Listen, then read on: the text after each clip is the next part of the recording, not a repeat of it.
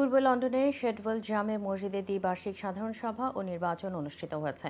রবিবার দুপুরে মসজিদের ভারপ্রাপ্ত সভাপতি মোহাম্মদ আরাজ আলীর সভাপতিত্বে অনুষ্ঠিত হয় এই সভা। পরিচালনা করেন মুশাহিদ কাদির। সভায় বিশেষ অতিথি হিসেবে উপস্থিত ছিলেন Hafez Maulana Shamsul Haque, K M Abu Taher Chowdhury, councillor Harun Mia এবং কাউন্সিলর আনা মিয়া। এছাড়াও বক্তব্য রাখেন সাংবাদিক খান জামাল, নুরুল ইসলাম, সৈয়দ সিরাজুল ইসলাম, হাজি ফারুক মিয়া, জুয়েল আহমদ, আমজাদ হোসেন ও টুনু মিয়া। সাধারণ সভায় উপস্থাপন করা হয় মসজিদের বার্ষিক কর্মতৎপরতা ও আর্থিক রিপোর্ট। এ সময় মসজিদের প্রতিষ্ঠাতা সভাপতি মরহুম হাজি আব্দুল গনি, ট্রাস্টি ও ট্রেজারার হাজি তাহির আলী, প্রতিষ্ঠাতা ট্রাস্টি হাজি আব্দুল হাকিম এবং সাবেক চেয়ারম্যান আব্দুল শহীদের রুহের মাগফিরাত কামনা করে বিশেষ মোনাজাত করা হয়।